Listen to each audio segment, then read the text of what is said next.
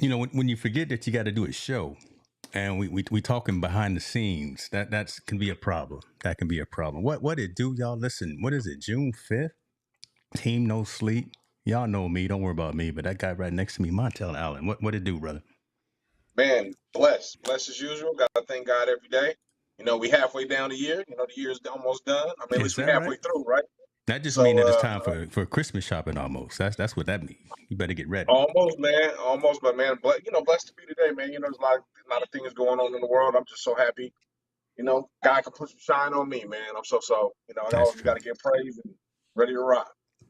That is true. That is true. Listen, I see folks chiming in the comments. I see Mr. Roth there chiming in. Y'all may get to meet him in a minute as well. See Mr. Stark in the building. Appreciate you for being here, sir. And the show is official now that we got Senior in the building. Dad, I hope you stayed cool today because man, it's hot up here in these Roseville streets. And I should be drinking water, but shouts out to our uh what is it, sponsor. Hold Yes, on. sir. I got to get it right. Talking about sponsors. Let me do the cut right now. Shouts out to our sponsor, 49 Mile Straight Bourbon. This is what we drinking and we Yep. representing. We met them at the Super Bowl and proud to be part of the family. So 49. Why can't I ever get that right? I don't know. I don't know. Shout out to Slide though. Got to give Slide. Give Shouts Slide a out to shout out. Slide. Hey, Slide, okay. yeah. I Yeah. hung out this weekend with Gordon also from the esports Oh, stuff, right? So I hung yeah, out yeah. with him a little bit.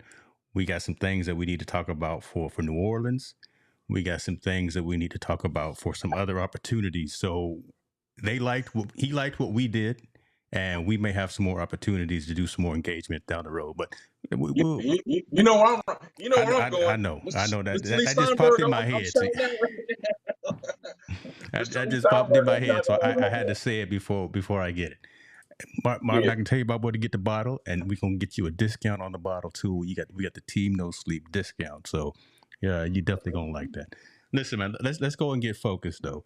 Uh, we've got a guest that I want to bring him on, a member of the community who has been very active in the community, and that's what we like. Since we're always talking about the social impact of sport, as you see above me there, and we're talking about things that matter, things that are above the line, and anytime that we can have constructive feedback, criticism, commentary, debate, all that stuff. We want to make sure that those voices are heard. So, listen, without further ado, let me go ahead and just get this man on the screen. Ladies and gentlemen, Dan Roth is in the building, the honest accomplice. What it do, man? Hey, it's good to see everybody. Uh, yeah, I'm. First of all, the whiskey thing, amazing. Just finding out that Montel is in Temecula, which is like Oh, Southern oh California. Lord, you done told everybody where he lived now. Oh my God. That's all good. Shoot. So, well, my point was in saying that was California wine country. Yep. So I actually belong to a winery over there. So definitely got me thirsty, my friend. But it's great to join Team No Sleep. I'm gonna watch my language today, and of course I have to shout out Senior for giving birth to such a stupendous young man. So you trying to make points with the family already, just because you already know that every time you say something, you always gonna kind of talk madness sometime, but that's okay. That's why we love you, though, brother. So that's why you're here. I like to Appreciate get that. reactions. Remember, I'm from Jersey. Like that's what we do. We That's fist pump and we say things that are stupid to get reactions. you know what? Nothing wrong with that. That's why we like you. That's why we like you. We Dan, you may not know this, but Montel and I review stories, talk stories, and again above the line, not necessarily your typical. What shoes is LeBron wearing? Why is he crying that he's not playing with Kyrie anymore? That kind of stuff. But we go above the line about really hard hitting questions and stories. And we've already talked about this before, but we do like to recap stories as they come back in the news as well. This one in particular, UVA. The situation that happened out there in Charlottesville, Virginia. Student went out and started shooting on campus, killed some players that were on the football team, wounded a lot of other folks as well. Judgment has just came down. Settlement has just came down to whereas the school is going to pay $9 million related to that whole incident. I want to get your thoughts on this, right? And I don't want to be insensitive, but you can't replace somebody with money. You can't replace anybody with money, and there were apparently some signs as well for the person that was a shooter, right? There were some things that probably could have been done ahead of time. We talk about that a lot of time as well, right? Don't, if you see something, say something. Don't just let things happen within the environment. But Montel, well, hold on. Let's start with you, Dan. When you see this story, when you read this story, what are your thoughts about this? If you know any history about what happened. This is, this was the one I was hoping we wouldn't start with. And the reason for that is because when it comes to things in Virginia, I don't have a very good track record, and that's a separate conversation.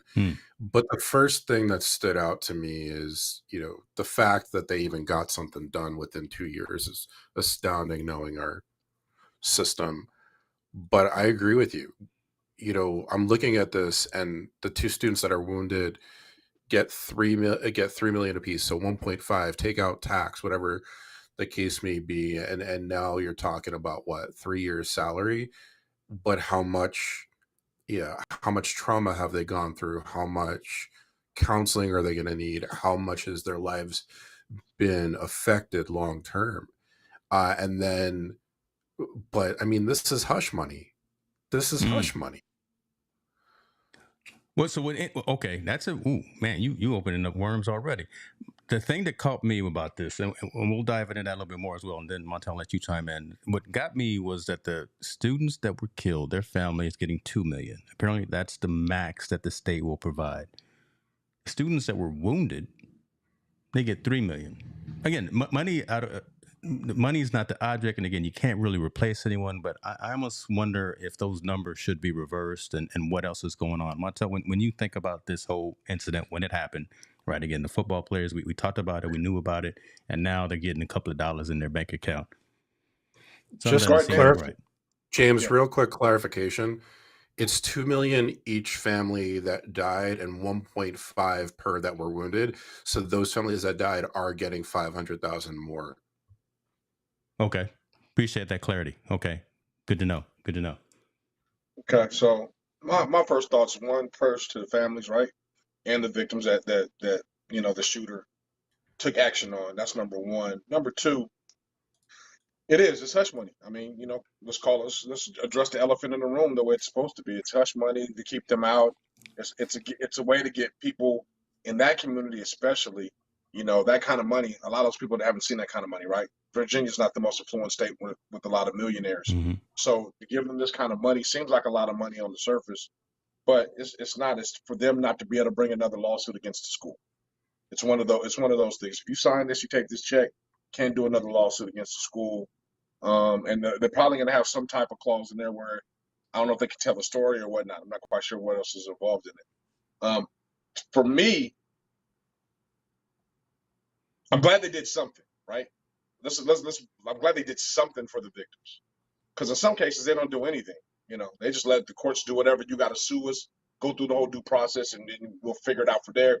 By that time, it's penny on the dollars, and it's nothing. Mm-hmm. It's pretty much nothing. At least they were doing something, and they felt some type of responsibility about it. I think it's a wake-up call to a lot of universities, right? When you have disgruntled people, even if they're disgruntled players, which the shooter was a disgruntled player that formerly played on the football team.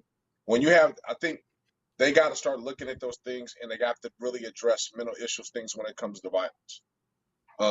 The young man should have never, obviously every campus should be no guns. Can't have a gun on campus no matter what.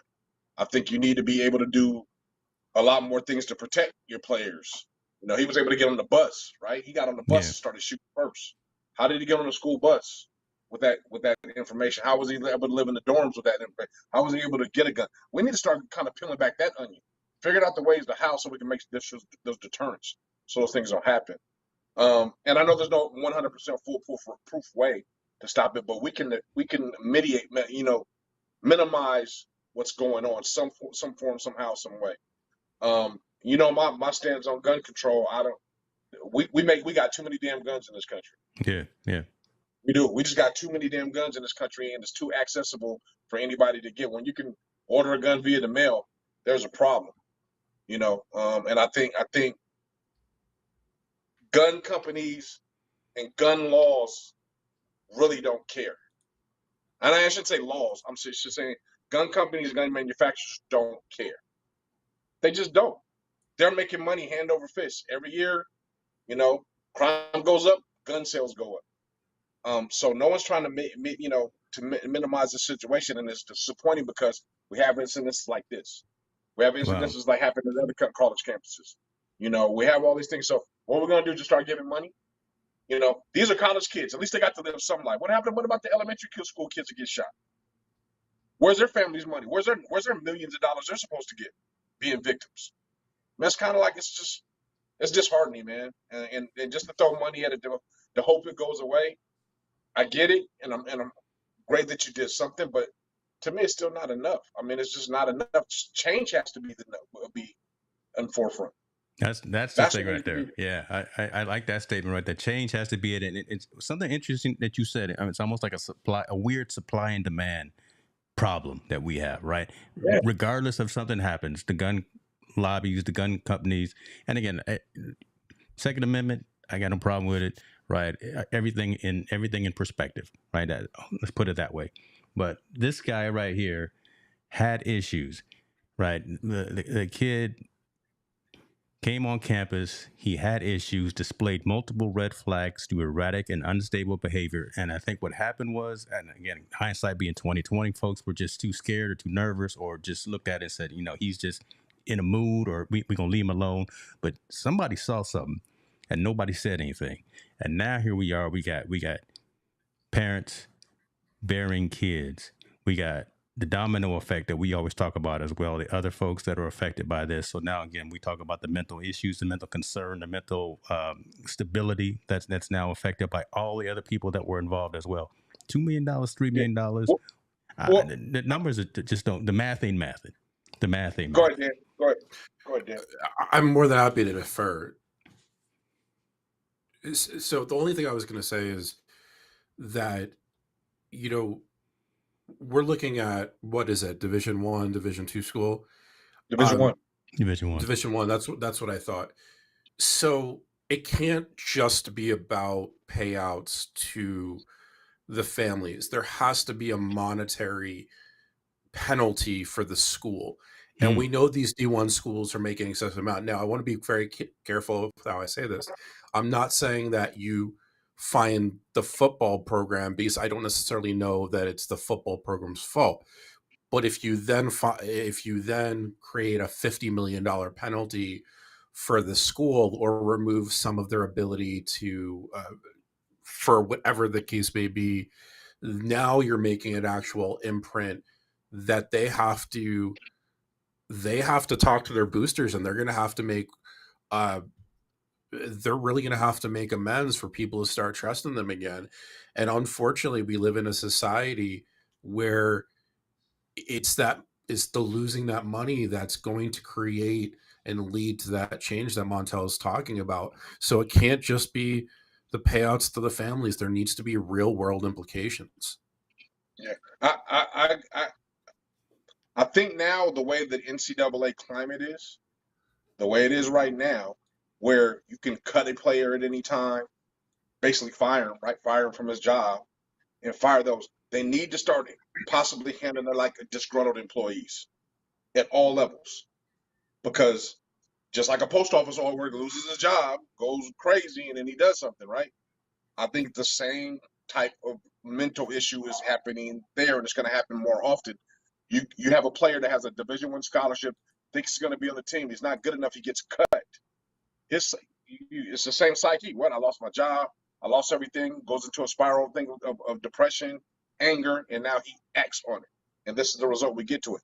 There needs to be a protocol to say, hey, if we're going to cut a player or we're going to do something, we need to be in a situation where we can handle like it's a disgruntled employee, where we got to walk him out. We got to watch him. We got to make sure any threat, we got to take it serious, right? Postman is just crazy, says he's going to come back and kill everybody. Before, we didn't do that. I mean, whatever, he's just talking outside, he's just upset. Now he does that. You best believe he's on the watch. He comes anywhere near the premise and anything, hey, yo, red flags are already up. You within 100 yards, red flags are already up. Police are coming, everything, regardless of the situation or not. It might need to become that type of magnitude, because I think this is just the first one we heard about, right? Because it was such a man, he actually killed people. I don't think it's the first time some You player read my notes. Yeah. Yeah, somebody down the line got fired that they reacted, in a physical manner on a campus. So with that being said, maybe they need to put in a law where we got to start handling these former student athletes like that, because now, like you just said, there's a whole lot of money involved, especially at the Division I level. And G5, Power 5, it's really a lot of money involved. So you mean to tell me I'm a player on the Power 5, which Virginia is? They're in the Power because they're in the ACC. All this NIL money I'm going to be getting, and you cut me?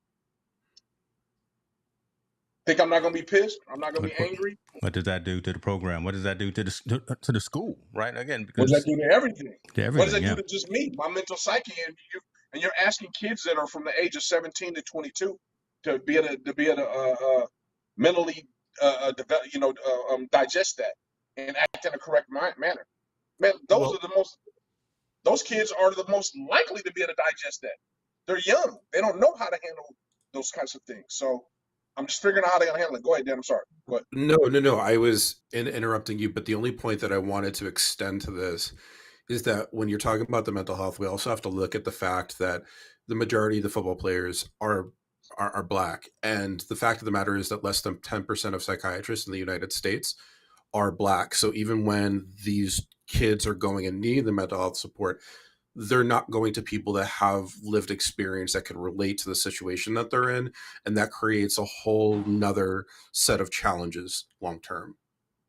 I agree. I do agree. But I mean, I think if you're looking at the spectrum of things, I think maybe not even going to a psychiatrist, but I mean, you need to be their aware watch, right? So you can diffuse the situation.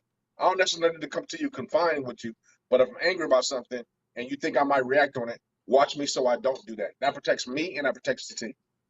So there needs to be some type of roadblocks or barriers where they can watch players when they get cut or they get away from the team, because now college football is like that. It's not guaranteed no more.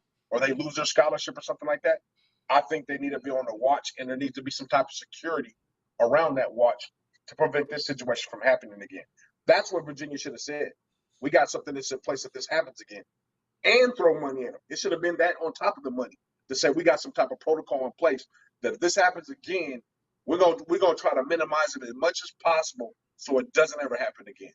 You throw that with me and some money. Now I'm listening. Now I can hear.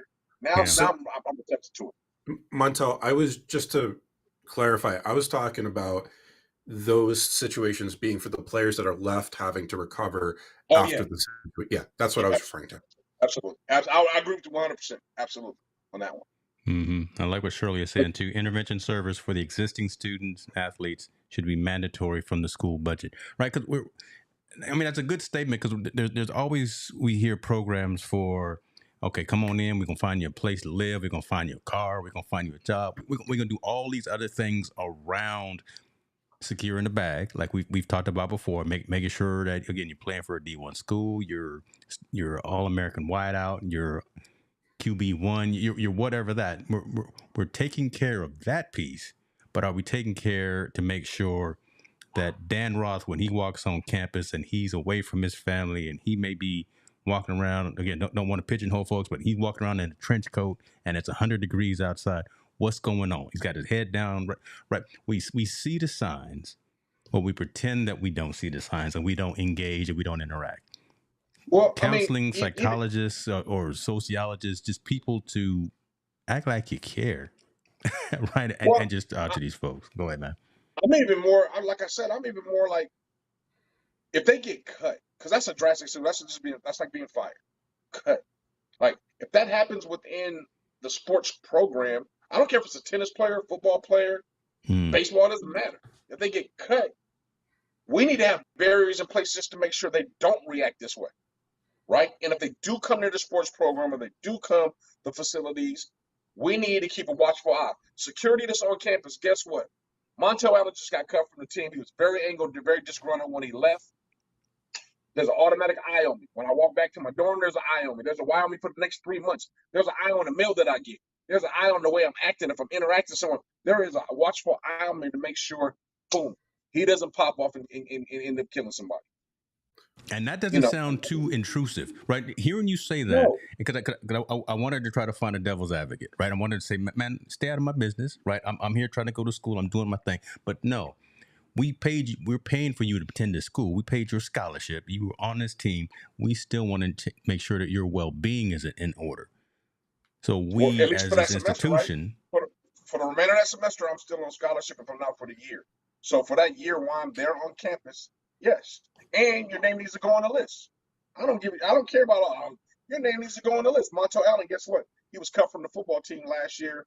You know, when he comes back on campus next year, because he's coming back to school here, we need to we just just keep a watching you. watchful eye on him. We just watching you. Because So wait, hold on there. So go ahead. just my one particular privacy or keeping this watchful eye on me or the eye in the sky on me protects the other 25,000 kids that go to this school. I'm willing. Somebody's going to have to be the sacrificial lamb to keep their eye on them in order to protect the other ones just in case I go off. So I don't mind if that happens or if that situation happens. I think Virginia, especially with this happening, that's not a bad move to be able to say because the 25,000 students that go there, now their kids feel protected. Now their family feels that they're protected. That, hey, at least they're trying to minimize damage control before this happens. And we need to start thinking before it happens instead of being reactive to what after it happens because lives are lost. Promising lives are lost. Promises college students' lives are lost. And it shouldn't happen no more. So, Boy, go ahead, Dan. Dan Go Roth, you here on the right night, boy. This is you here on the right night. Come on, brother, give it to us. Well, I'm gonna toss out a potential rabbit hole that we don't have to go down. But as Montel is talking about that, then what comes to my mind is, from a mental health perspective, is what has caused these students to have this sort of extreme reaction when getting cut. And I look at the pressurized environment that they grew up in, and I look at those that are coming from the inner city, from more marginalized communities, that's their only way out. So they're facing the pressure of you either are going here and you're making a name for yourself, or you're going back to working $12 an hour shifts. So from that perspective, what I have to look at in the work that I do is say, okay, well, if that's going to happen, then how do we alter the way that we bring our children up so that there's not as much of that ride or die pressure that's causing these reactions in the first place? And or if they are and we don't have control over those parents, do we need to institute a required class that freshman year that's about coping and about situational circumstance and how you really navigate those waters when you get into the real world? So ahead. that's the direction I go in. No. I agree. I believe there needs to be a mental illness literacy class, if you want to call it a mental literacy class. I don't want to say illness, but a mental literacy class to show them how to cope with things. Just like there should be a financial literacy class. Those things need to be in place for them to take, and they need to get certified in it. I think all athletes should be certified in that. They're going to be under that pressure to be successful. They should be they should have to get certified in that avenue, so they know they can figure out. At least they know the basics to be able to cope with it.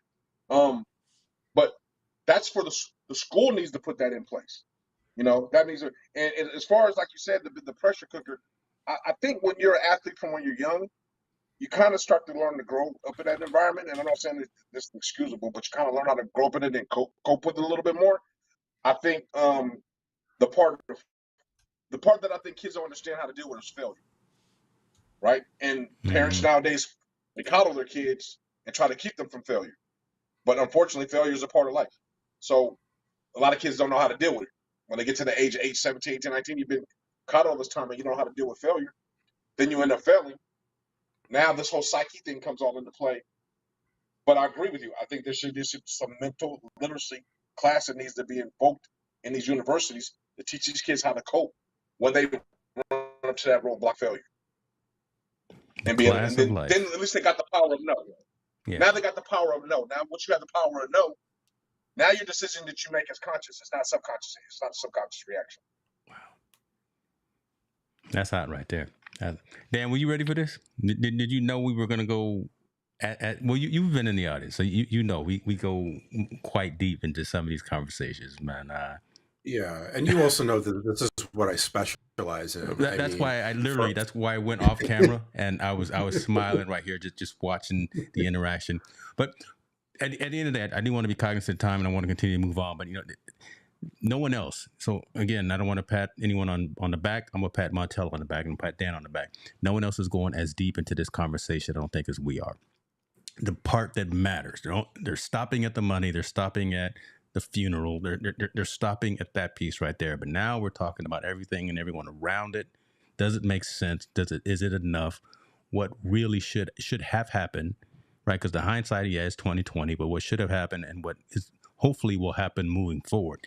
That's where, if there's any silver lining, if there's any learning from this, that UVA, that Division One, that college athletics, that parents, everyone that's read the story, that's involved with the story, should take from this and move on from. Before we move on to the next thing, Dan, did you have something that you wanted to circle back and close on this particular topic? on this, the only thing I would say is I'll touch on something that Marvin said in the comments about it going back to tuition. Um, that's the thing. Like, I don't really know how to respond because it's so. No. Don't put me. I'm not here to be solo. Um, th- these $1.5 million, when all is said and done, what is that? A year of school in today's society, today's economy? Like, it's nothing. Like, it's a joke. And look, one of the reasons that I take this to heart, specifically in Virginia, and you know this, is because my cousin was murdered in Virginia. I know how the system works out there. And there is, I don't want to say that every state needs to be universal in their approach to it, but I also don't believe that there should be limits when it comes to payouts and things like that when we're talking about the loss of life. And not just for the victims, but we're talking about the loss of life from a mental health perspective for those that are still on the team and even those students at the school. Because those big football programs, that is life, that is community. So when you take something like that away, when you take one or a couple of those players away or anybody away, that's going to have a ripple effect. That's going to last a long, long time. Makes sense. Yeah. Makes sense. And to add to it, I have a kid that I mentor. He's a coach now, and he's been through a traumatic situation like this at his college campus. And he's still dealing with it 13 years later, trying to figure out how to cope with it. So you're right. The mental part of the survivors is a problem that they haven't talked about paying them anything, right? The people that survived through it, except for the ones that were wounded. What about the other ones that were on the bus that didn't get shot? What about the people on the outside that didn't? But they got to go through this mental, exercise, and they got to relive that for the rest of their lives. So I completely agree. And one more thing I wanted to add on this, it's kind of funny. So we're dealing with these Power 5 athletes right into the college football where they're getting millions and millions of dollars. Think about what do you do at the NFL level if there's a player that gets cut and he has an aggressive attitude when he does. You know what they do? They walk him out, and security is right there, and security's right there every day just in case he tries to come back in the building or he's anywhere near the players. So why can't that be the same thing when it comes to college athletics? The money's the same now. The money's the same. The money's not. The facilities are probably even better at some of these D1 schools. But you're exactly. Right. So why can't the security be at that point? And that guy that was disgruntled that got walked out, he's on a list. He don't go. He can't go here. He can't go to games because he might do something to the game. They have him on a watchful eye list, and I'm saying that same thing needs to be applied to these college campuses. And the budget's there, so I don't want to hear about money. Texas Tech can play out their players millions of dollars, so I know they got the money there. That should be in place, and that should have been something that UVA, University of Virginia, should have been the forefront of throwing that out and say, hey, this is the new standard. Something like this, before anything happens like this on any other campus, these are the security steps that we are taking to make sure we prevent this from happening ever again. And every university across the country needs to adopt this. And last thing, you know what happened, Montel, if this happened in the NFL? That shooter would have been a joke on the roast of Tom Brady. Damn, Why would you say that? that's cold because it's true but cold. Wow. I mean, Yes. you coming through. Well, I'm not trying to be cold, but look how many No, jokes I were mean made about Aaron you Hernandez. opening up wounds Yeah. right there because you telling an absolute truth right there. Man, turn the auto tracking off on that Ozbot, brother. Come on, I'm trying. That's the only thing that annoys me about the HubSpot, and you might actually have to hold zone tracking, human tracking. Yeah, get rid of that. Okay. Well, let's Yeah, move on. Marvin's actually trying, and that's what I was saying earlier, Marvin. You're right. If you lose your job and you act any part of disgruntled, they walk you out, Been and there. you're on the list that you can't get back in the building. Been there. James, I you know. know we working And high it's, tech. hey, That happens in there. listen, security, your badge don't work. You Yeah. your a couple of little things are already packed. That's how it is at just Fortune 500, small companies, whatever the case may be. Multi-billion-dollar entities like a sports franchise. Oh no, So you're not someone gonna that is go up in there mentally and weak. act up. You got to think somebody that's the age between 17 and 23 where they're mentally weak, and you allow them to still interact and be in that situation. It was. I hate to say this, and it sounds bad, but it was bound to happen, right? It was bound to happen. A situation like a disgruntled. Basically, he was a disgruntled employee as a student. He's a student, but he's an employee, and it snapped, and he took it out by acting violently on these people. And God bless those families and their souls. I pray nothing but hopefully they can get over this. But again, I give Virginia a pat on the back for doing something and giving them something. Yeah. But I think they should have been able to do more. Yeah. And like I said, they should have been able to lead the way on how security should be done from this point on, this point forward. You give a lot more credit than I ever will. I feel you. It's all good. And so, see, we got Chris Stone over here heckling from the back of the room too, man. Stop messing with me. I got my Ray-Ban Meta glasses on, and I had them turned on. So I'm sure you guys heard the notification. I turned them off now. So there's a lot of things going on. And for the 30-plus people that are watching total this stream, I see you over there on Twitter, because you'll always be Twitter to me. You'll never be X. Leave some comments. Come on over here to YouTube as well if you want to subscribe to the channel. But we appreciate everyone for joining in this conversation.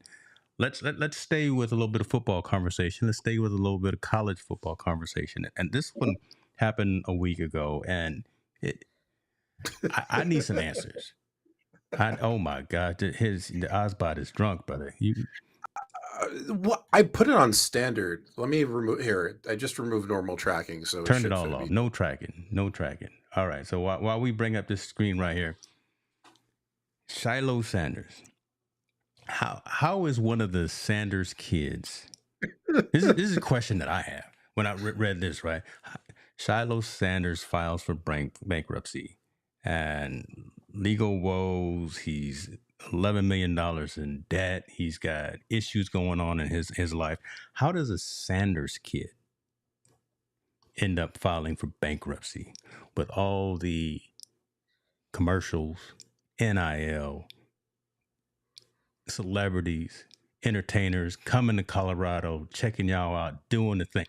And this all is stemming from an incident that Shilo had actually at a bar where he got into an altercation with someone.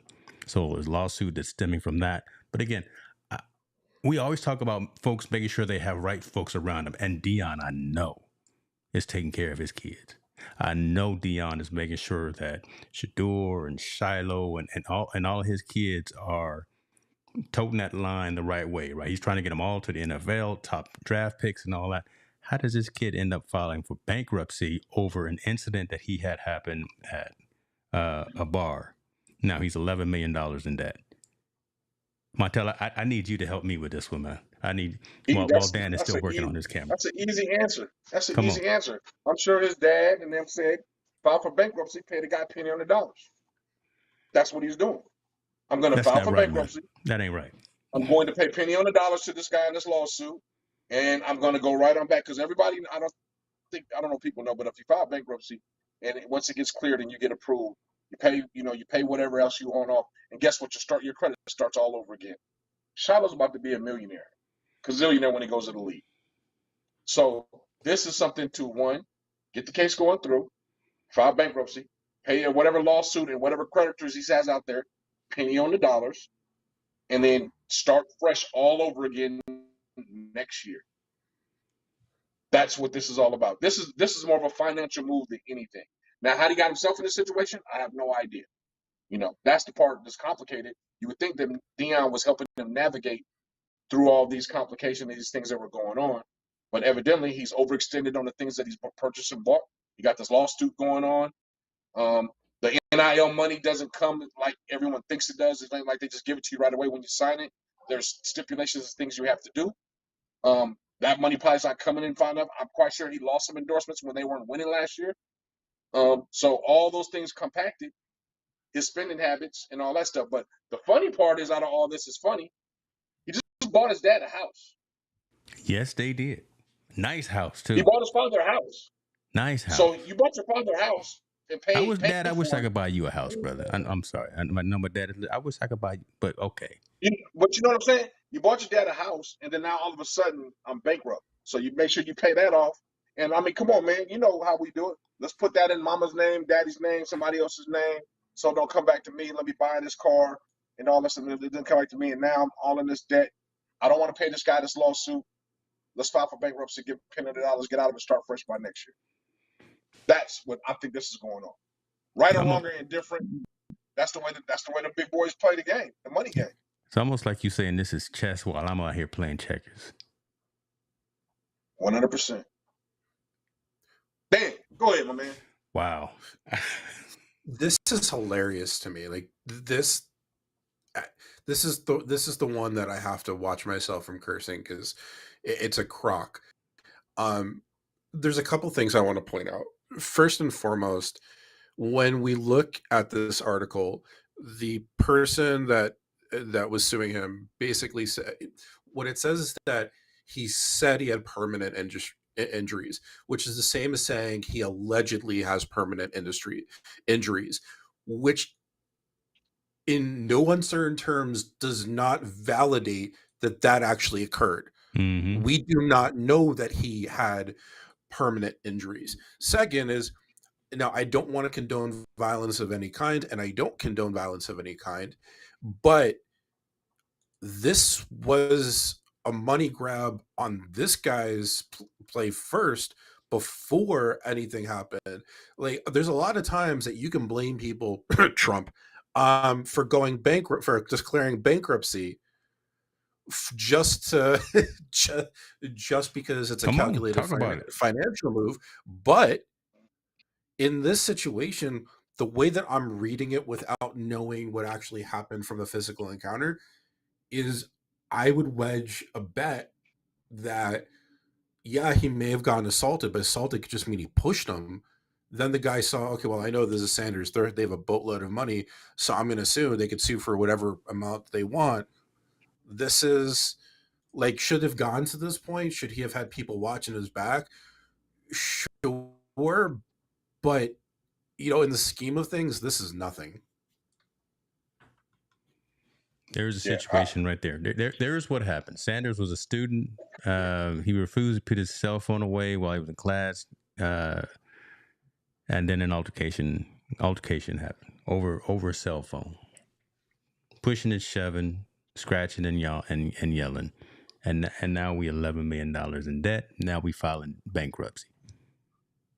Where's the permanent injury? Your ego? Yeah. Well, I mean, that might be it. You can never prove a back injury, right? If he says he has a back injury, there's no, at least no medical way to prove he had a back or maybe a neck injury. So let's just say the guy is faking it. But at this point right now, with this situation, I mean, I'm assuming that Deion's lawyers and whoever said, hey, this guy might win, and he's going to sue you for this amount of dollars, or he's going to sue for a certain amount of money. Let's do the calculator, like you said, calculated financial move. File bankruptcy, he can't sue you for anything, or we're going to pay him penny on the dollar, or whatever he's suing us for. And let's keep it moving. Because we already know, he ain't going to have bad credit, man. He's about to get in the NFL and make a boatload of money. So whatever his bankruptcy, they can wipe that on off and be ready to go, and he'll be fine in the next couple of years. I just think this was a financial calculated move.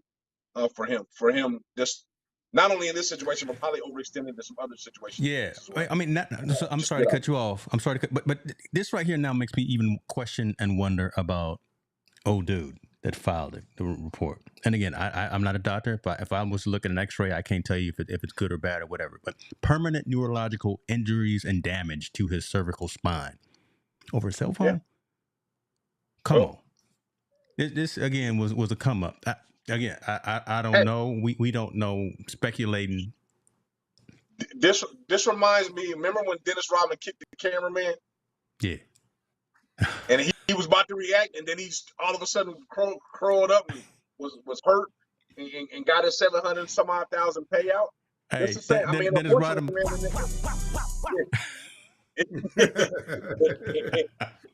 I've been waiting to use that. It's unfortunate, in our society, man, that there's opportunists, and they take advantage of people with money. Regardless of what the situation is. Unless there was film, which probably was, but unless there's film saying this is what happened, and we can visually see it, and even sometimes that's not enough, then it's your word against your word, and it's a possibility of losing. You got to also remember, they're in the state of Texas, man. It's a different kind of breed out there. Was it, and color does matter. Was the security officer white? Was he black? All those things come into play, and you're getting ready to go into this courtroom, and I think it's a smart move. Listen, he can't take me to nothing if I file for bankruptcy. It was 2015. He can sue on It was 2015. Was 45 in office? I won't say his name. Was 45 in office in 2015? No. Okay. Yeah. I mean, yes, he was. I'm trying to pull a comfort level. No, that's Obama's term. Covert Obama versus overt. Okay. I'm just trying to put things into perspective here, but okay. So I mean, the thing. Go ahead, Dan.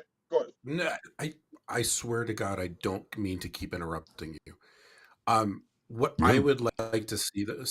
No, I'm very rude. I'm ADHD, but though, so I'm gonna use that as an excuse. What I'd like to see is ultimately, did the school suspend detention Sanders at the time if this was on school property? And that would give me a bigger indication of how serious it actually was. Yeah, I think that. Well, I would like to see the report, right? If you neurologically hurt me for a lifelong damage, then why is there not a police report? Why did not file police charges? Beyond this, why not? Why wasn't there a police report done? And if there was one done, how come it didn't come out in this article? You know what I mean? Because that's assault, right? At this point, you permanently injured me. I would like to see that, and maybe that got hushed. I don't know, but I can tell you right now, I'm telling you, the bankruptcy, it seems more of a calculated move than anything. Because I refuse to believe Shilo was broke. I refuse to believe that Shilo's not worth $11 million right now. Yeah. Right this very second, he's got $11 million somewhere or coming his way. Going into his senior year.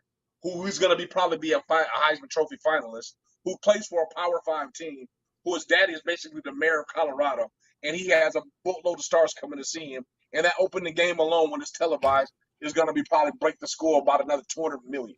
He can't look, man. The way you say that is like he can't lose. He can't do no wrong. Like, again, this is chess instead of checkers, man. I'm just regular. Only thing is wrong. Okay. Yeah, the only thing, if he gets injured, that's the only thing. Otherwise, it's written. His pathway is already written. Because with his daddy's pool and with this style of play, he's going to go to the NFL. He's going to be drafted in the first 3 rounds. The first 3 rounders are guaranteed on their signing bonus, minimum probably $1 million. Maximum, obviously, the 40 and 50 million is in the first round. He's going to fall anywhere between that. And he's already making that right now as a college athlete. He's been in shows. He's been on commercials. He's promoting whatever he's promoting. His daddy's sunglasses alone, that contract alone, he's getting millions of dollars. Mm-hmm. And you mean to tell me when Deion's net worth is probably around, I believe close to $100 million, he knows the son is this situation, he couldn't make it go away? Because I'm going to tell you right now, most people in that situation, the guy in Texas, instead of suing for whatever amount of dollars, if Deion said, you know what, let me give you $500,000 cash to make this go away. Most people will sign that letter and say, I'm not going to file charges and take $500,000 cash and walk away in the sunshine. So to me, whatever it is, it's a straight calculated money move, and it's smart. It's smart. He's going to get out of whatever he owes and goes whatever and start all over, and he'll become a millionaire in a year again and move on with his life. I just don't. I don't live in that world, so I guess I have such a hard time understanding it. But it makes sense when we as we talk about it. And yeah, business decision, business move, strategic move instead of tactical. But now I even start now questioning the dude that says he got toe up. But hey, Jay, what we say every week. The math is mathing on this one. Man, I guess so. The math is mathing, man. Hey, Dad, I know you're listening, man. I would love to buy you a house. Let somebody hit me. My neck and my back. Yeah. So go ahead, Dan. But that's what's interesting, because I was part of a suit that I had to put out. I got T-boned 7 years ago, and the guy ran through a red light, and my back was in tatters. And what I learned through that experience is you can't, when it comes to insurance, when it comes to accidents and things like that, you have to go to therapy for as long as it takes. Otherwise, there is going to be no payout. This is not that, to my knowledge, this is not that situation. So this guy can literally be making up anything. And by the way, neurological, he could have had a minor concussion and called it a permanent neurological. It could have been any form. And I'm not one that believes in blaming victims, but this, to me, goes back to, what was it, 10, 15 years ago? We saw all these frivolous lawsuits. That's what this really reminds me of. And while a lot of us don't want to give credit to those that are making a lot of money because, hey, down whatever with them, you have to be fair. You have to treat it in a sort of equal framework, and in this framework, I can't blame them one bit. By the way, the Sanders are the next Kardashians if they're not already. Like, this is going to be this is a $1 billion family. Now, I don't think any of the Sanders are going to be in the Heisman conversation. In my personal opinion, as players, they're a bit overrated, but I see where you're going. Yeah. So I think it's just a calculated move. It's unfortunate they have to do these types of things, but I see where it's going. But I'm sure his financials or whatever, and that led him to this way or whatever, how they doctored him up or made them happen or whatever they do. I don't want to accuse them of doing anything false, but somehow, some way, somewhere, they figured out a loophole, which President 45 would always say. They figured out a loophole and say, hey, this guy may have a case, even though it may be a strong case, but we still don't believe him. This is the way we're gonna go ahead and get up out of it, so you don't have to give up that much money, that kind of money. And it is what it is, man. I mean, I can't be mad at them for finding a loophole in the system.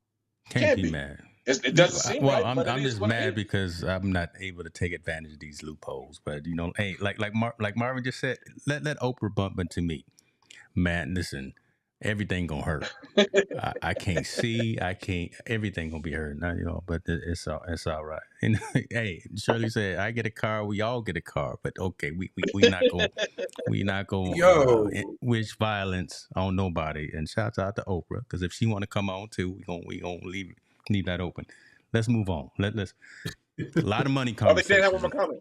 Dan have one more comment real quick. I was just gonna say that y'all can sue Oprah if she bumps into you. If I sue Oprah, I will never get another job in my life. The optics of me doing that. Dan, stay in your lane, brother. Stay in your lane. Yeah. No. I'll hit 45 and sue. I'm not hitting Oprah. Yeah, stay in your lane, brother. Know when to fight the battle or the war. Yeah, that's it right there. The battle or the war. We've talked a lot about, and this is kind of this next story here. It's a sad story. And Montel knows I love baseball, but man, we got a lot of stuff tarnishing the game. We're going to end with something, hopefully, that kind of raises the level of conversation. Let me stop beating around the bush. Let me go into it. Man used to play for the Padres because he don't play for anybody anymore. To Cepeda Marcano. My apologies if I have just butchered his name, but the man was betting on games. He was betting on games he was playing in. He wasn't playing in. He was telling bookies injury reports, right? He was telling bookies statuses of various players. He was claiming that he was hurt and not playing during games. Now MLB has actually banned the man for life for this action of betting on games and for just doing that. Last person this happened to was my guy Pete Rose. For a minute, I liked Pete Rose. I still want Pete Rose in the Hall, but you know what he did was wrong. But here we just had the Ohtani thing, and the interpreter pleaded guilty. Right, boom, fell on the sword. Hey, it was all me. Woo woo. I know Montel is over there chopping at the bit to go in on that right there. But man, these stories, come on, man. Why, when you are there's no salary cap in baseball. That's why I have a problem with this. There's no salary cap in baseball, and you're making $2 trillion a year to play this game. Why are you betting on it? Why are you messing up your own bag? What's going on with this, man? So any of y'all can go first. I'm just sad and disappointed in my national pastime that these cats feel that they need to go out to DraftKings and whomever else, bet a couple $100,000. Hey, Mike Trout ain't playing tonight. We playing them tonight. So, hey, we got the under. What? Okay. Somebody go ahead. I defer you to Markel.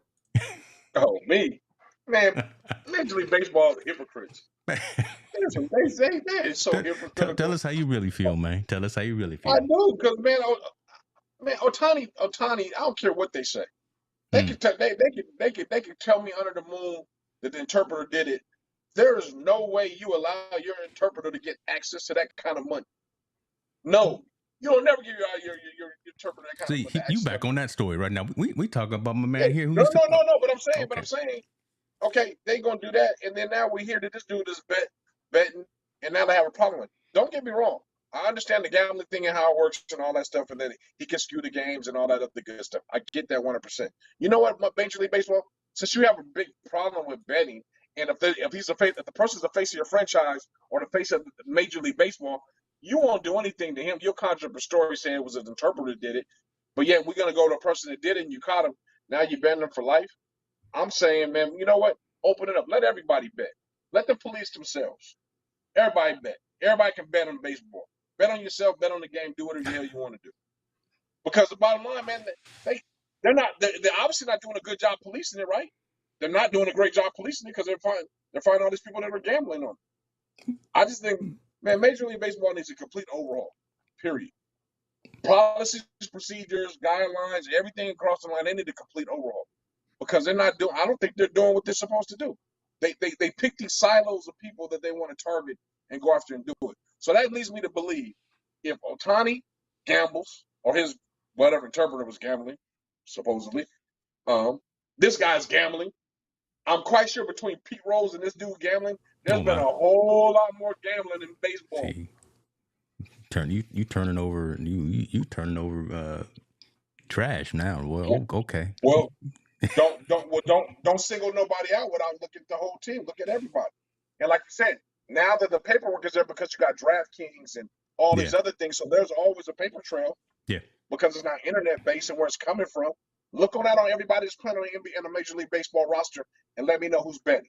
Now, I think the ones that are betting a lot of money, they're probably going after them first. But if there's no betting, then you should not even be betting a nickel on baseball if you're a part of baseball. And I refuse to believe out of the 300-some odd players that are betting on baseball that you've only found one and his interpreter. betting on games. Yeah. So okay. So and then I'll let you chime in. So Ohtani, his interpreter award here from the Padres, and then from the A's, the pitcher from the A's. You see it on the screen. Michael Kelly declared ineligible for a year for betting on baseball while he was in the Yeah, minor leagues. So, but here's the interesting thing about this that I bring this up. Right. It's almost like society again with the advent of DraftKings and all that. It's almost said that it's okay, and right. It's a weird pull because you go to ESPN. They got now ESPN Bet, right? So it's Yep. now a major segment on First Take and on Sports Center and all that. Scott Van Pelt's talking about ESPN Bet, talking about the under, and talking about the over. Man, so why can't the ones that are actually out there doing it? Again, there's weird catch-22. I hear it, and I love me some baseball, but man, this sure is putting a black eye on the whole league, and maybe an overhaul is necessary. Dan, you follow the sport? Yeah, I actually played baseball most of my life. Go ahead, brother. What position you play, man? So I was an outfielder. I heard My that. grandfather actually knew Nolan Ryan, who's my favorite player of all time. Nice. Um, I appreciate that. I'm not sure if Montel appreciates that, but Hey man, the juice on. know. I got you. I'm with it. I mean, so first of all, I'm more interested in going back to the story about the Negro Leagues, but this actually plays a part in it. I know, but this plays a part in that because I believe that the MLB and baseball in general is the one sport in the league in America that has the most in common with the history of America, and that it was built on repression, and it was built on inequity, and it was built on if we look at the different time periods of throughout the MLB story, we see Pete Rose, we see Sammy Sosa, and God forbid Jose Canseco, who's a joke in and of itself. We see the betting. There has not been a 20, 30-year period where we haven't seen some sort of affectatious thing come into play that has let us just sort of be, even like when we look back to the 80s and 90s with the Darryl Strawberry outburst with the drugs, like there was always something going on. I thought you would like that throwback. So for me, this is just like, I don't want to say it rolls off my shoulder, but it's sort of one of those things that you get used to and you sort of accept when you look at when you look at the game. It's like, and by the way, I'm a diehard Yankee fan, so hate me if you want to.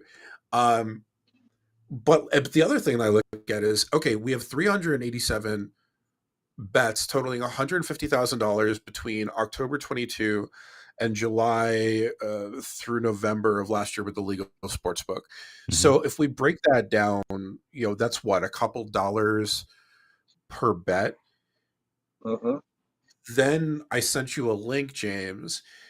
Forbes pushed out something that said that he lost out on upwards of $14 million in earnings through 2028, which is also a false number when you take into account that doesn't include the payouts to the agents and everything like that. So we're looking at a lot lower when you actually bring it into scope for a player of his caliber that I believe, and I don't know him very well, was probably going to be a career backup.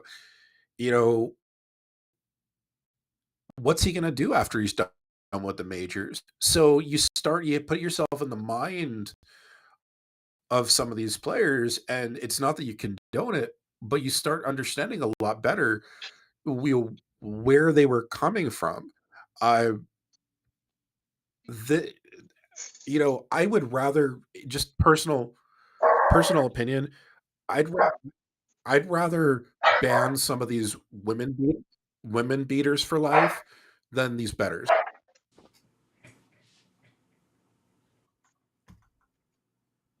Mic drop moment right there, because we all got quiet. Because That was good. I just Okay. don't know. I just don't know where me personally. I mean, you're wrong for betting, right? You're wrong for betting in your sport. I was being very kind of jokative in the beginning, but you're wrong for betting in your sport because you can control the outcome if you're betting, if you're playing in it, right? Obviously playing in it. I believe though, but baseball needs to figure it out, man. They really do. They need to figure it out. How to police their organization because, like you said, since the '80s they've had a black eye, where it was even from putting sandpaper or cutting the stitches on the ball they were doing to the juice era to the whatever Conseco and he was on. It's that crazy little thing, and then we lead all the way down now into the betting era of baseball. How they gonna get grasp on this thing? Because, in all honesty, man, aside joking, it's a stain. It's a big stain. So, what and he was betting comparable his salary. He's betting pennies, man. Yeah. It wasn't like he was betting millions and millions of dollars like Otani, interpreter was doing. He wasn't betting that kind of money. So he was making it rain coming out. That's true. My whole thing about so this. he's really betting. Yeah. Yeah, I would say my whole thing about this is just the tarnish on the game itself. When the commissioner, right, when last season they tried to do so much to try to speed up the game, try to make it more interesting for, again, folks that were on the fringe, right? Let's bring in the pitch clock. Let's no longer have the shift. Let's have different things that try to appease to a younger crowd or to more people. And now here we got these big names, and everyone is taking money, and it just doesn't, it doesn't look good for the game. It doesn't look for something that's called a pastime. It just, again, it's a stain. It's extra drama that no one would have anticipated, and I take it to heart because this is how I grew up. So what do you suggest they do? You can't stop it. You can't stop it. So they're I mean, do you just open the kimono and let folks go ahead and bet and gamble and do that thing? I don't know. Maybe there should be a limit or some type of a cap in terms of, again, if you're an active player, active manager, active person on a roster, you can only bet $50,000 during a season. Again, I don't know. You can't just go out there kind of tip the scales. I'm gonna bet $1 million on this particular game. Well, you know something, right? You know that. Otani's not pitching this season. You know that Carlos Stanton, something is wrong. He can't hit, or right. That kind of thing. But just they can go to Vegas and they can drop money on a wager. I don't know. If you ask me the question, if I give you a straightforward answer, a limit in terms of how much they can wager on a game, if they're an active player, there should be something of that nature. But just go ahead and you can't stop it. It's like AI and technology. It's here. You ain't gonna stop it, right? For the sake of discussion, though, really quickly, it amounts to just under $390 per bet. Yeah, $390, man. Like, come on, man. Like, really? Like, you kick him out of the whole league because he bet $390? Like that. See, that's what I mean by baseball. Like, dude, like, really? Yeah. They really need to take a look at themselves and try to figure out what's going on and act accordingly, because that's crazy. When the quote unquote interpreter was betting hundreds of thousands of dollars, and this dude claims he knew nothing about it. Come on, man. Like, that doesn't make no sense. It just doesn't. It is not making any kind of sense to me. You're gonna kick somebody for betting $4 a game, but yet this dude gives his interpreter access to millions of dollars, and he can bet, and it's okay, and he can play dumb and say I didn't know anything about it. So let me ask you a question, Montel, because this is something I've thought about. Who are you more inclined to forgive, the steroid era users or the bettors? Because for me, I can pass Otani because from everything we see, he's on the up and up when it comes to not utilizing performance enhancing. So that's more natural, and I could sort of forgive the betting if I had to pick the lesser of two evils. I would, me personally, could actually forgive that era. So this is the thing: that era when they were juicing and all that stuff, That was the most exciting era of baseball that's ever been played in the last 50 years. With all those guys hitting those home runs, guys striking out guys more massively, in massive quantities. The K record and all those guys hitting 50+ home runs. Those guys revitalized baseball at that time when they were doing But that. they've ruined the history of the game. Like, we're about to talk about the Negro leagues. Like, first of all, Aaron Judge would have been a lot more significant the last couple of years had that era not been in a place. But from a secondary perspective, if we remove those juice level years, then we start talking about the Negro leagues and their incorporation. You talk about not being able to compare. Well, now to me, that makes a lot easier comparison. Well, I'm looking at it from a fan standpoint, for me personally, and I'm not a historian of baseball, so please forgive me. But I'm talking about from the exciting time of watching baseball. That was the era, and supposedly everyone was doing it, right? Or a lot of people were doing it. Not everyone, but a lot of people were doing it. And you're right, Aaron Judge's record would mean more now if that didn't maybe not that happened. But I'm talking from a fan standpoint, viewer standpoint, exciting standpoint. Everything along in that era of baseball was probably the most exciting part of baseball. Now we go post that era, baseball can't even figure out a way to get fans. They're trying everything in their possible power to change the game to attract fans. They couldn't. Back then, there was no such thing as attracting fans. Everywhere Sammy Sosa went out, it was sold out. Everywhere the Nash Brothers, Smash Brothers were going, sold out. Everywhere the Ken Griffey was going, sold, because everybody wanted to see what was going to happen if they were going to be able to break that home run record. Mm-hmm. Whoa, Now, time you said out though. don't 100 home runs. Oh, go ahead. Sorry, go ahead, Dan. No. I was just gonna say, don't lump Ken Griffey with them. No, That dude's sacred. No, he didn't do anything. But I'm saying that era of baseball, when those guys are all hitting 50+ home runs and chasing that record and hitting 70 home runs and all that, baseball not had one problem with fans. They didn't have one problem with viewership. They had no problem with anything. Everyone was dialed in. Sports Center every day. He hit 50, he hit 51, he hit 52, he hit 53. Who's going to win? We all were engaged from a fan standpoint, whether you're a baseball fan or not. Since that era is gone, baseball can't find its lane anymore. They can't. They try to go back to play at the old field in Ohio, or whatever, to bring that back. I forgot what the Field of Dreams. Field of Dreams. Yeah. Have games there. Let's have games. Let's make the speed count. Let's do all these certain things to enhance the game, to make it faster, to make it more attractable for viewers to have it, and they can't figure it out. And I'm not condoning juicing. I'm just saying, as a fan, shoot, that part right there, I was like, man, I can't wait to watch Sports Center tonight to see who did what, or how many strikeouts they had. I watch Sports Center now. They play baseball. I go to sleep because I can care less. It's not even exciting no more. But what you're talking about isn't unique. And the reason I'm saying that is because if you look at the NBA, look how bad the dunk competition is now. Every sport goes through these down eras, but at the same time that this juicing was happening, like you call it that everybody was bringing, but what I call it, when I'm growing up and I'm looking at Ken Griffey Jr. and I'm looking at Roger Clemens, and we're these young kids looking at these guys growing up, and we're making them out to be our heroes, and then we find out that they go about juicing. There's this tremendous damper on it. Now, yeah, it's exciting, but what are those after effects that come into play? Those are the things that I specifically think about, because I did grow up with that. I'm going to throw out a reference that some people are going to get, some people aren't. But when Sammy Sosa is looking indistinguishable from Ronnie Coleman, like, there's a problem.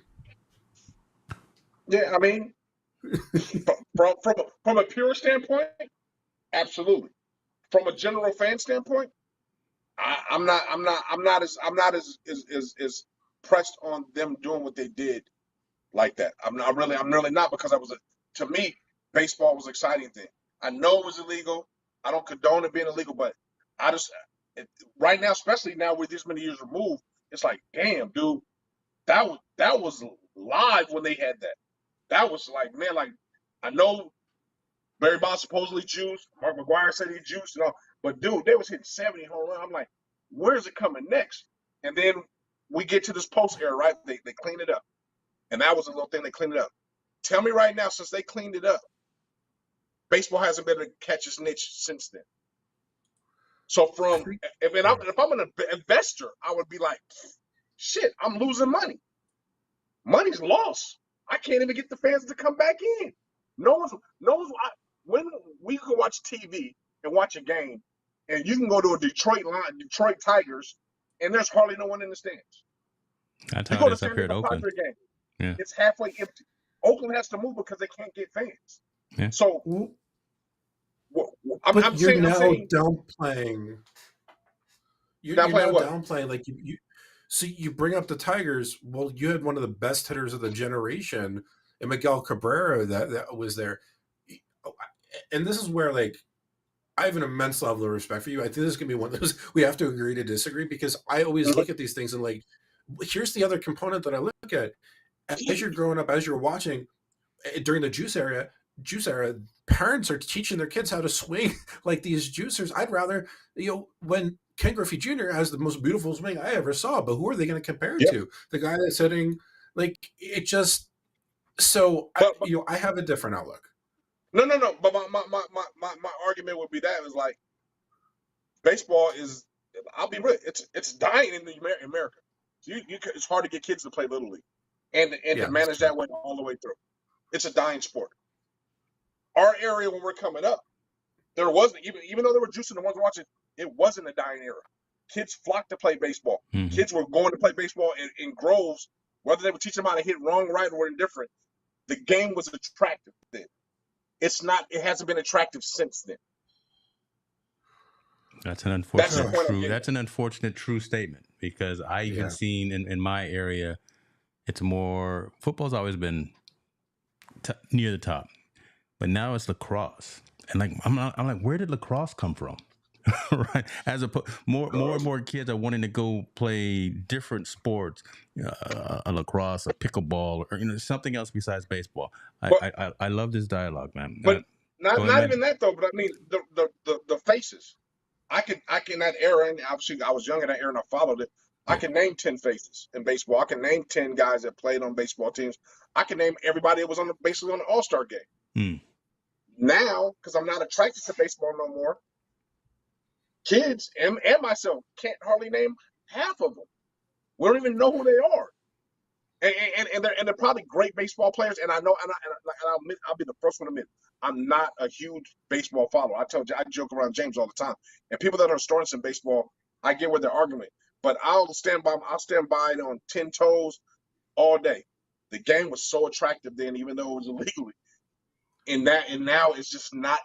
It's just lost its attraction as we go on and on and on. And it's unfortunate. I think it's unfortunate. I'll tell you. So Dan, as you're talking, let's weave this in. Let's weave this dialogue in about the Negro League. Oh yeah. Okay. Go ahead. Yeah. Go ahead, Dan. Comment, please.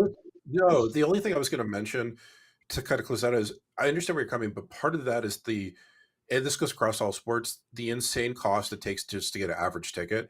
Baseball was the game that we knew that we could go to. That is true. We could, and like when I first moved out to San Diego, granted the Padres were horrible, but you could buy a decent ticket. Like, I got 4th, 5th row seats for $110 a ticket.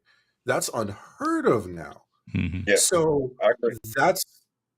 that's a big component of it. And I think when we look at how sports have played, you have to look at the sport in terms of accessibility, and most sports are simply inaccessible right now.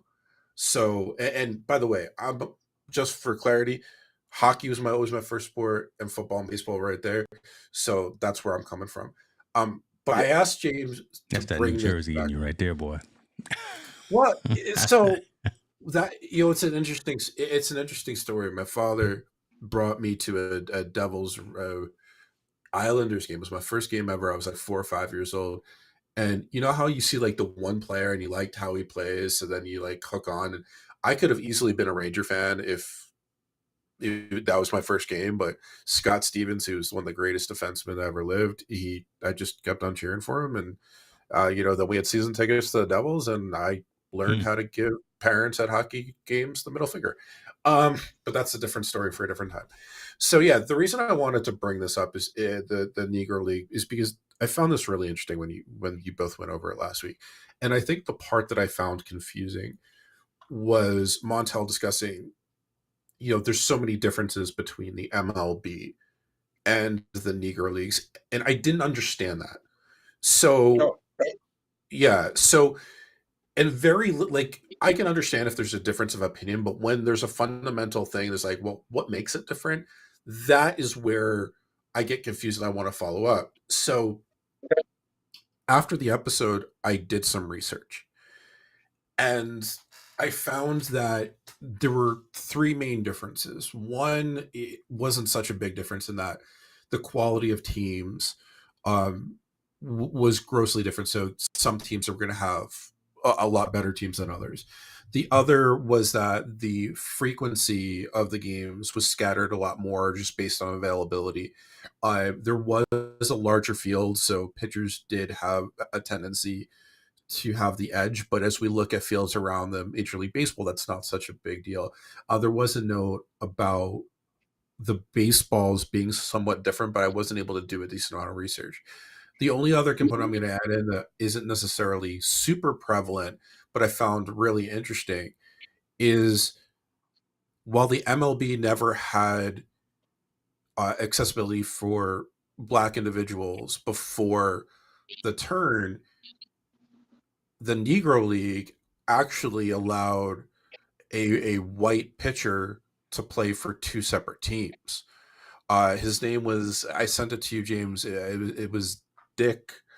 Not joking. Dick something or other. I'm gonna look back at what the name was, but he wrote a book called "Dreaming of the Majors: Yeah, Living dreaming in of the." the majors. Yeah, I will pull that up here. That was Dick Lefty O'Neill. Yeah. So my question for you, and just bringing up this conversation, is Montel, what about it to you stood out as so different that you couldn't compare accurately? well, to me, and I can compare it in my terms. Do you take the stats from the USFL and put them with the NFL players? Do you take the Canadian League stats and put them with the NFL? You don't, because they're different. There are two different leagues, two different entities, same premise. They play football, but you don't combine them. They don't combine them, and if you do, there's always going to be an asterisk. One player in particular, Warren Moon, threw for 40,000 yards in the Canadian League, and then came over to the NFL and had some success as well. But you don't bring that 40,000 yards over, even though he played in that league. So, granted, the premise is the same. They both play the same sports. The similarities and all the same, but they're different. So you can't. I don't think you can combine them. Now, me, I applaud the major league. You want to bring those over and combine them, but I would think purists would be like, oh well, there's an asterisk because they only played in the Negro League. They didn't play in the Major League Baseball.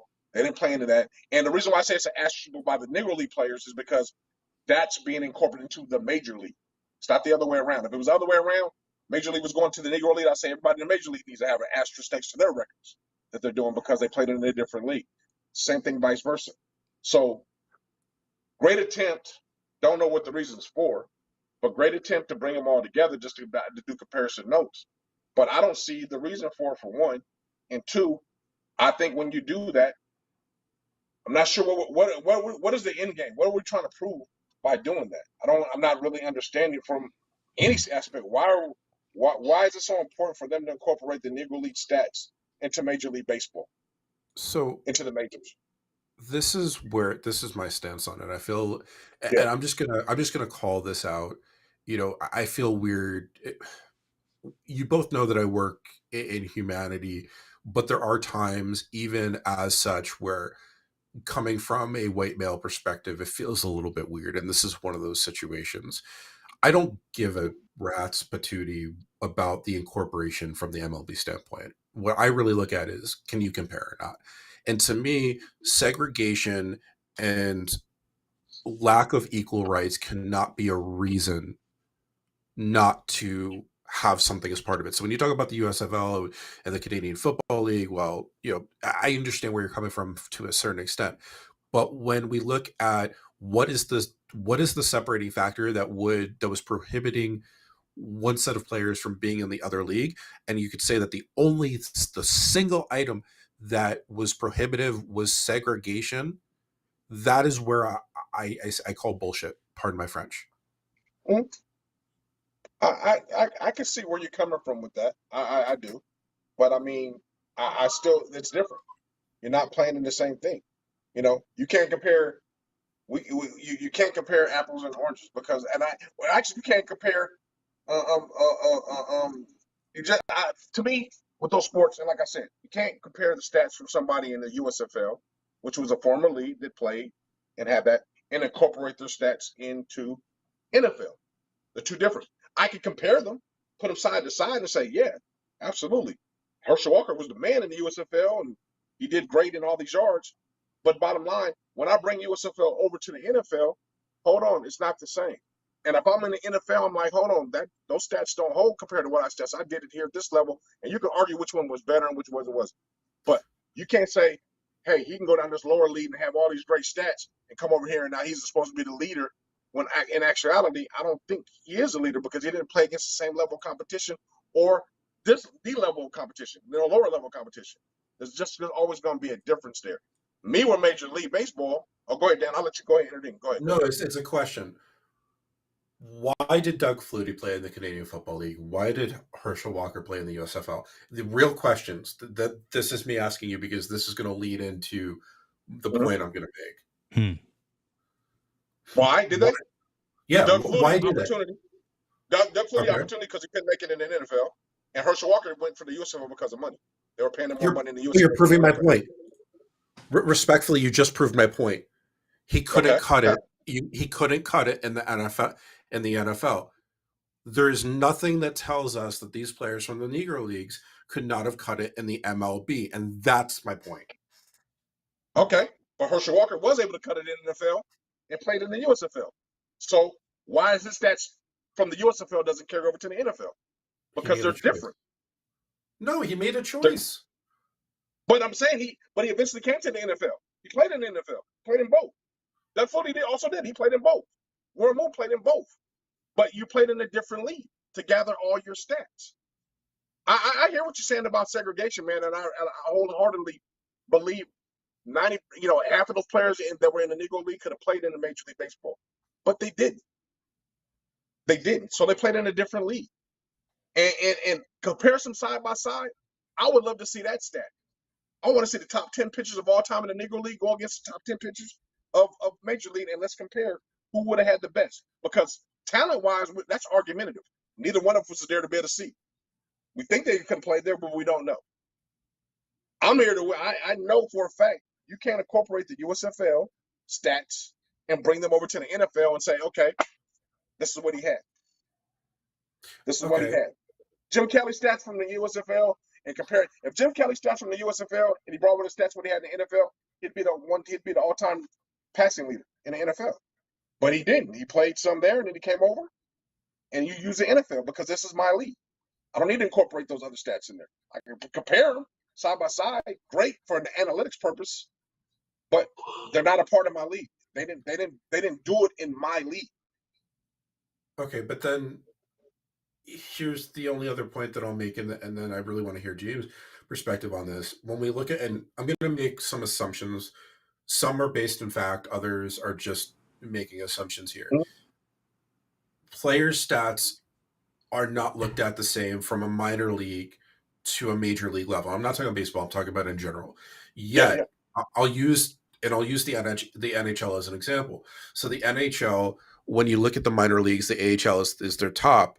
So if you then go and you say somebody played in, let's say, the KHL, which is the Russian Federation League, which is widely recognized as the top European league, and you say, okay, well, the level of play is only up to the minor leagues, or the top level minor leagues in the NHL, then we get that difference of opinion where they're still not being counted. So if we talk about the USFL, we don't know what those actual comparisons are from is this really equal?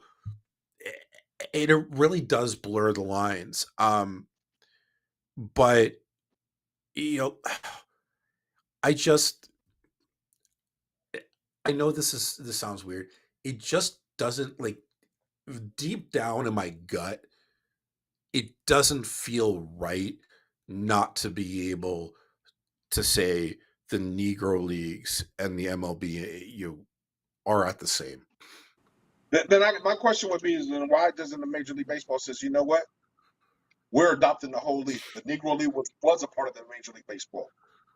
We are indoctrinating passers. They are a part of Major League Baseball. They are Major League Baseball, so we're going to count their stats. Hopefully that's Instead coming. of saying we're going to incorporate Negro League stats. Yeah. Why did they have to differentiate it from that point? Go ahead, Dan. I'm sorry. So I'll be a glass half full kind of person, and again, the stats and the calculations are about 70 to 80% done right now, and where they've started reshuffling the statistics. Hopefully, when they get to 100%, that announcement comes out. I would love to be a glass half full type of person to think that actually is going to be the reparations for those athletes that is long overdue. That's the 40 acres and a mule that those folks, that those guys that played for the Negro League actually deserve. To answer, I think Dan was asking, my perspective on this. Again, I'm again kind of emotionally tied to this just for the fact that, again, I'm a baseball guy, and I think that it makes sense. It's been a long time coming. I think more needs to happen. I like the recognition. I like the fact. I'll answer this question from Kevin Cox. I think that it's not Ichiro. It's actually Josh Gibson, who is now above Ty Cobb and above Babe Ruth in terms of batting average, in terms of all of those statistics as they've gone through the numbers thus far. It's a good I said this last week. I said it's a good Band-Aid. Right, it's not the ointment. It's not the medication. It's not the cure of everything that has happened. But it's a good Band-Aid with some good calamine lotion on it to help ease some of the pain. It's a long time coming, but hopefully it's not done. Hopefully when we're done, we'll have that part right there where there is a ribbon cutting ceremony. There is an inclusion of bus in Cooperstown for the Josh Gibsons, the Satchel Pages, for the folks, for the Grays, and for all of those players. Will that happen? I don't know. But so is there going to be a pension plan for them too? Is there going to be a pension plan for them too? No. Since they're indoctrinated in Major League Baseball? No. Are they going to get exactly? No, so if they're not going to give them all the benefits of Major League Baseball, just giving them stats, then you know what? Straight up, F you, Major League Baseball, straight up, because just giving me stats don't do nothing for me. So if you're not going to put we're indoctrinating the Negro Leagues back, well then just tell them that the Major League Baseball now. We're going to go back and we're going to say they're Major League Baseball, and now we're going to bring their stats on. Why does it have to be that separation? And that's why I say there's an asterisk, because there's a separation there. And I can guarantee that if that is the case, that there will be families of players who feel exactly the way you feel. I guarantee you, right? Human emotion, just human instinct, just the FOMO, the you owe me kind of thing. I can guarantee that there will be somebody at the end of the day, if after they said they're done with the calculations, they're done with all the statistics, and this is what the lists look like. It's Satchel, it's Josh, it's who whatever. And if they don't get the mule, if they only get the 40 acres, they don't get that mule, then there's going to be then there's still going to be a lot of disgruntled folks. So I take what you say out of respect, and still appreciate the fact that the Negro League players are getting this long overdue recognition of inclusion, because they were not able to be a part of the quote unquote national pastime and play with the Babe Ruth and play with the Ty Cobbs and play at Yankee Stadium and all those places. They had to play in the pig fields. Played the same game. But played with broken down. Okay, but again, you get it. I don't have to explain that to you. Yeah. But again, this is just one of those emotional conversations that I think resonates. I think with a lot, because sports is very emotional, especially fans, short being fanatics, right? We get emotional not just about our teams, but about our sports and about our stars and everyone that's involved with it. So I think that's why we had to have this additional conversation here. Go ahead, man. I'm sorry. So the reason I get emotional about this is because I, I'm with Montel. Like, I don't really care about anything that MLB is doing. To me, that's not even part of the conversation. But as somebody that looks every day to figure out how we can make things better, and that believes that race is a social construct, my belief is that if we create situations with asterisks, then we're still saying that one is better than the other. And I think, in just my opinion, the end game has to be a show that everybody, when given the same and equal opportunity, is equal. And when we compare that without looking at whether it's the Negro League or the MLB, and we simply look at the player and say who is better, who was more successful, that to me is when we start opening eyes and creating change. And that's fundamentally why I feel the way I do. And what you just said you're doing is you're comparing stats. Whether you integrate them or not, is comparing stats from two different leagues, and I'm okay with that. That's perfectly fine. I'm saying Major League Baseball. Why are we doing this? I don't get it. I don't. If you're not going to bring them in and incorporate them in and say, or call it what it is.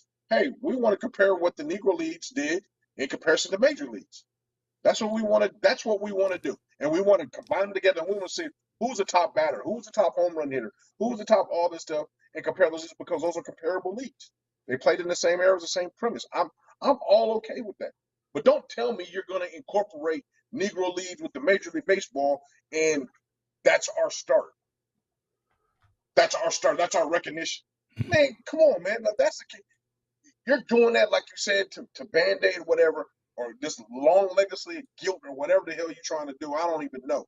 But that part does not make any sense to me. And I know you say we shouldn't put an asterisk on it, but it's going to be an asterisk on it until you say we're all equal. We're all in one. We are this. Because if that's the case, why aren't you incorporating Japan's stats? Baseball's the same thing, same premise. Japan's just only in Japan. That's what Kevin was talking about Ichiro, right? Again, that's exactly what Kevin Cox was talking about. Let's bring the Mexico League stats in. Shit, it's baseball. Bring them in. Let's compare it all. Let's see what we want to do. Let's see who's the best, supposed professional baseball player out of everybody, and bring their stats in, and we can see and level it on out. But and that's my point. I don't know what Major League Baseball point in doing this is, but just to say I'm giving you acknowledgement that, hey, we want to just, I don't know what the hell you want to show. But if you're just doing a comparison, call it what it is. We're comparing the Negro League stats with the Major League stats, and we're going to integrate them and see who's in the top 10 or top 15 or top 20. Because until you fully indoctrinate them and you give them their pension and you give them all the things the former Major League players are getting in this lifetime, I really don't want to hear it. It doesn't make any sense to me. What are we doing it for? To just give notoriety? Negro League has got their notoriety. Everyone knows they're in the Hall of Fame, wherever it is in Iowa, wherever the hell it's at. They're in there. Their names are there. Josh Gibson's name is never going to be as big as Ty Cobb and Babe Ruth because they don't promote Josh Gibson as they do those two guys. I should have worn my jersey tonight. Yeah, I got my. I think more than anything, I just have a problem with, I don't know your premise and what your end game is by doing this. If you're going to compare stats, I'm okay with that. That's cool. Good. It shows that this guy was hitting more home runs than everybody when he played in the Negro League. But when you bring them into this entity and not including them, then it's always going to be a separation. It's never going to be fully inclusive because they're not under one umbrella. I will say this. I think it's a great statement here. Kevin Cox saying separate but equal is still separate.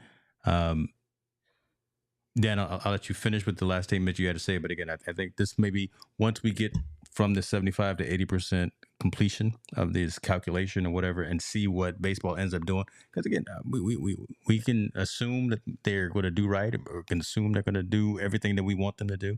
and or we can assume that they're not. But let's see what actually calls out. But we'll bring it back. We'll back on Team No Sleep. We'll have the conversation again. We'll hold them to their feet to the fire and say you should have done this, but you did this. So now that's a whole nother kind of conversation that we need to happen.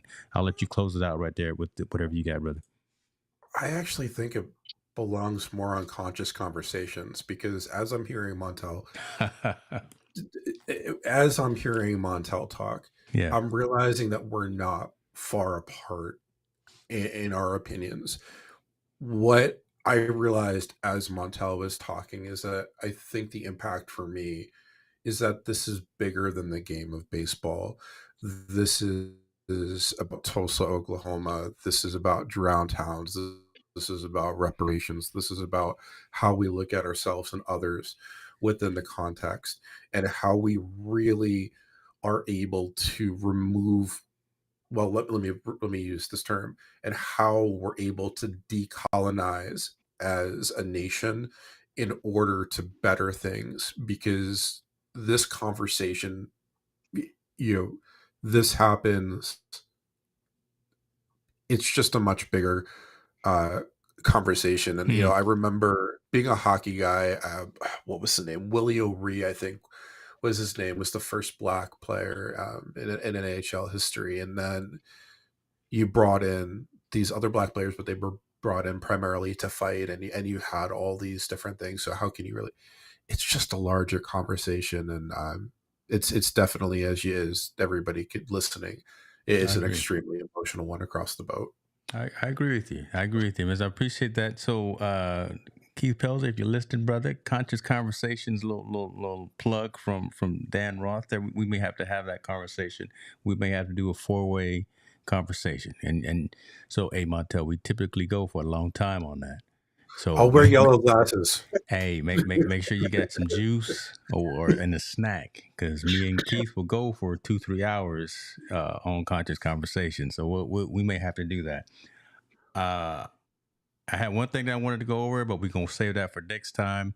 I'm gonna close out this poll. It has nothing to do with the conversation that we're having right now, but there was a poll going on YouTube where I asked everyone to give their not their bet, because we're having a hard time with betting right now, but to give their opinion on who they thought was going to pull it out for the NBA Finals. And looks like a lot of more folks are thinking that Luka and Kyrie are going to do it with Dallas as opposed to Boston. I done already said I think Boston, they got to do it. If they don't do it, this is really bad for them. Appreciate you for participating in that poll right there. I'm going to leave a link to that book that you put out, Dan, Dreaming of the Majors, Living in the Bush by Dick Lefty O'Neill. That looks like a good one there. Is it on Audible? Because I'm an Audible dude. I am too. I have no idea. It was really hard. It was really hard to find when I was doing my research. By the way, I'm one of those guys that thinks the Mavericks are going to pull it off. First of all, I hate the Celtics. I hate everything Boston. But, dude, right? Tell us how you really feel. But you got to look at who's the best player on either team, and it's Luka. That is true. I can't complain with you. I can't deny you on that. Let me tell you something. I'll start, and then I'm gonna let Dan go, and then we always have Montel shut it down. Man, we did what we needed to do tonight, y'all. Again, Team No Sleep. Y'all think we playing out here in these streets, in these digital streets? We done raised the conversation exponentially on a handful of conversations, and I knew we were going to get deep, but we got into a whole other burrow of conversation that I think hopefully provided some value. Right. Good. I mean, at the end of the day, we can sit here and talk. We can, but we would much rather be with our families. I would much rather be eating dinner with my wife right now, which I'm going to do here in a second. But we have these types of conversations because they matter and they need to happen. And the CBSs, the Foxes, the ESPNs, the whomever, they don't go to this level because they only go for the quick hits and they only go for the highlights. They only go for the Monica Minut and the Stephen A. Smith arguing over Caitlin Clark and that situation, right? We go much deeper than that. So appreciate you for joining us for that. Hopefully, if you found some value, let us know. If you didn't find value, still let us know. Dan Roth, what do you got to say, man, in closing? It's Men's Mental Health Awareness Month. I am a guy with an eating disorder, body dysmorphia, and I'm also a domestic violence survivor. I speak up in order to give other men the comfort and power to say it's okay.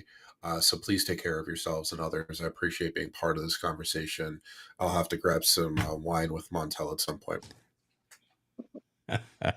Absolutely. Well, first and foremost, appreciate you, Dan, for coming on the show and providing your opinion. Love it. Love the discussion. Love the talk. I just think, again, everyone out there, I always say it every week, please reach out to your loved ones. Talk to them. Like you said, we're in mental health awareness month. Reach out to those people that you love. Just make sure they're doing okay. And again, as today's show said, get comfortable having uncomfortable conversations because that's how we learn. That's it, y'all. We out. Bringing the heat, team no sleep, which heavy as me. We're on the mic, taking over the game. No time for rest, no scrambling for fame. Talking sports, breaking it down from the court to the field. All around town, we stay up all night, grinding on the mic, bringing news, real stories on the fly. Montel's got the stats changed.